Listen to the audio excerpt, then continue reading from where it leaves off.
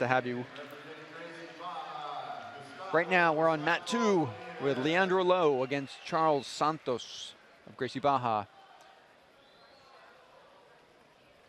Leandro Lo in the blue gi will be facing Andre Galvão in the absolute finals of the Pans in our very last match of the day today.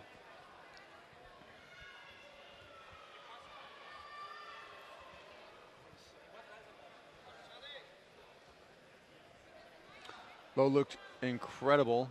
His final match of the day yesterday, he took out the giant Alexander Trans, who looked great himself.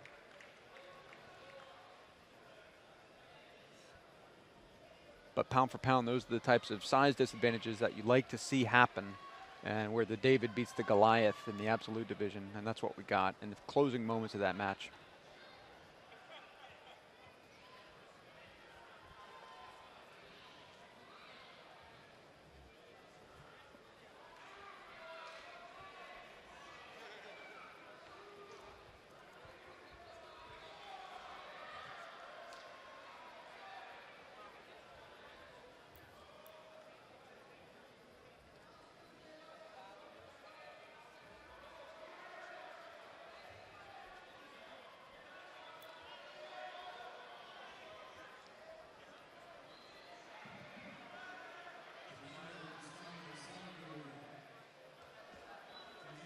I'd love to know of our audience here today, how many people compete regularly, or are they just folks who train in the gym? Let us know.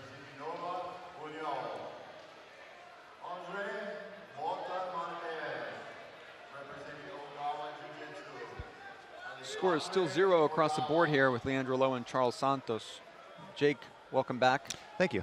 And I'm going to give you guys a quick update. I was just talking to the head ref about the Gabriel Moraes versus Daniel Beleza match, because that's something that I had not seen happen in the finals of a division before. And I wanted to know what's going to happen to them since they're both DQ'd. Who's first and second place? And the answer is very interesting. First and second place guys get third place. The guys that were DQ'd take home a third place medal. The guys that were in third place, they're going to try to find them, and they are going to fight for first and second. Is that, I suppose that must be in the rule book somewhere, or is that improvised? I don't think that's in the rule book. I think that's a kind of a new thing that, you know, maybe they didn't expect, but that's the official decision. So we're going to see one more match for that division. Wow. The guys thought they were at best taking home a third place. Right. They're probably sitting up in the stands eating some acai, and now they're going to have to come back down and fight. Huh. But, you know, at least the first and second place guys get a medal. Oftentimes here at DQ, you don't get anything. Attention please, Mr. Brandon Mullins from Gracie Barra and Darren Webonyama from Gracie Elite. Attention recoordinator number 3, please, at the wow. area. Mr. Brandon Mullins. Brandon Mullins and Darren Uyenuyama are being called.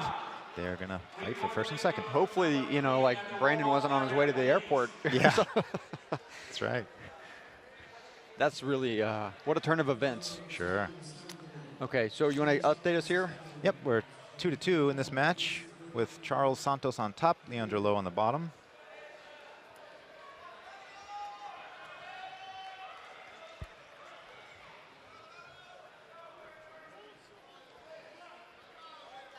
Lo is so much fun to watch. So slick. Would you, I mean, if he's not the face of what some people call modern jiu-jitsu, it's not too far off of a statement. No. Yeah, he's a complete fighter. You know, great from the top and great from the bottom. Such a great open guard.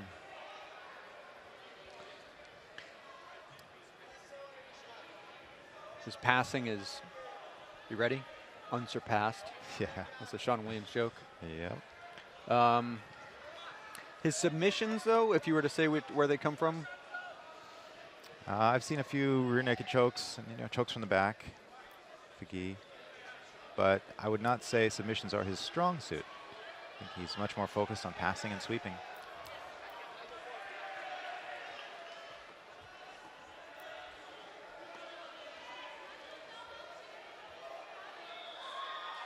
You know, in America, we like to have names for positions. I think it makes things easier to explain. And you see Leandro doing a lot of positions that a few years ago didn't have a name. Positions like this, lasso, spider, or earlier he had a reverse de la spider. You know, just to describe what's happening with each of his feet. Before we just call it open guard, but now there's more specific names for it, and I think that's a good thing. It feels a little bit like all those names that you had to just kind of improvise for skateboarding tricks. Yeah. Yeah. After a while, it becomes a little ridiculous, but you got to try to call them something. Yeah, you know, especially if you're explaining something through text. You know, how do you explain it? You can't just say open guard. But pay attention to Lowe's grips and his feet and what they're doing. Such good control.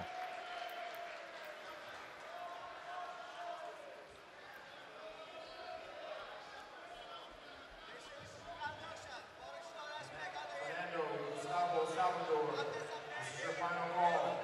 Fernando Gustavo Salvador. Please see coordinator number 4. Looks like Langhi is up against Felipe de la Monica on 6 in a moment. Ooh, that'll be a good match.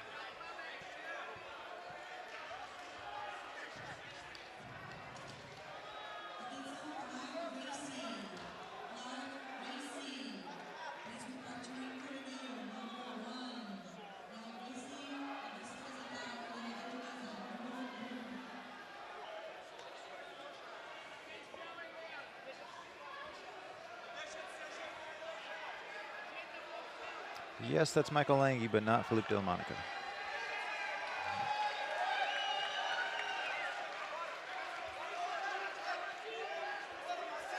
Oh boy. Such a good scramble to get out of that. Score is now 4-2 with less than 3 minutes left in the match.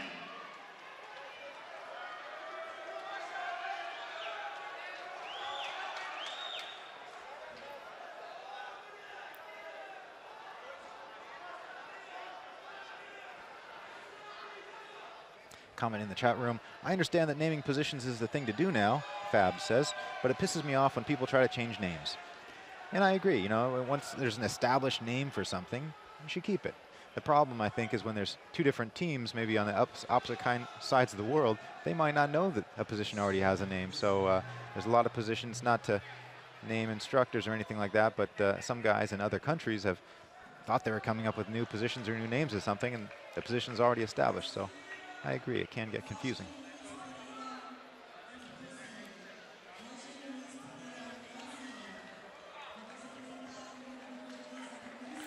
Leandro Lowe's up 4-2 with 2 minutes 24 seconds remaining here.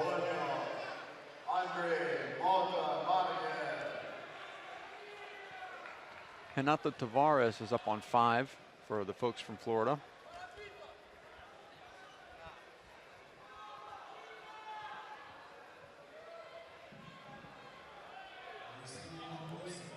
And Gianni Grippo's on 7. I think that match is over. Yeah, it looks like they're about to announce the winner. I can't see the score, but Gianni looks happy. But it might be a ref decision.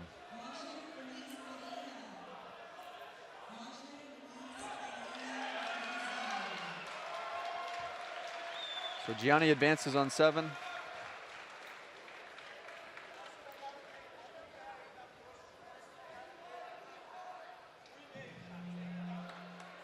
On 5, Fabio Leopoldo advances. Excuse me, that's not 4.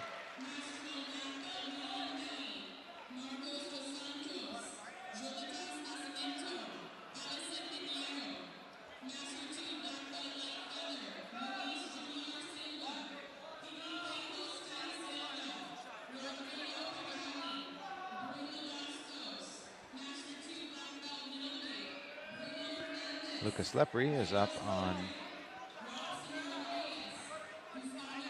mat number 7. Under a minute left in this match, 4-2, Leandro Lowe. Charles has one advantage, so if, well, at this point, Charles needs a pass. Yeah, if he passes, he wins. Yep. But that's a tall order against a guy named Leandro Lowe. That's right.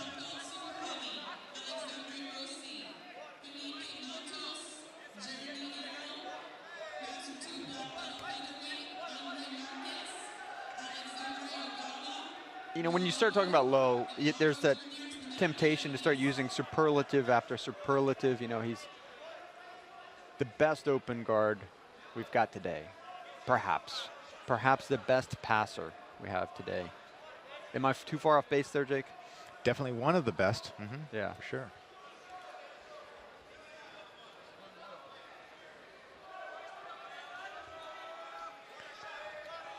Time's up. So why don't we, we've got some options now. Victor Estima coming up on mat number 2. We got Lucas Lepre, and we also have Lange. Wow. And on 1, we have Clark versus Lucas Hosha. Man. Can't go wrong choosing any of those. Yeah, so this is the time to take advantage of multi-mat. Clark has, okay, you're going to see a replay here. Or not. No, it's just a slow movement. Okay. Once Clark starts, let's take a look at Clark and Lucas, because Clark has a high submission ratio.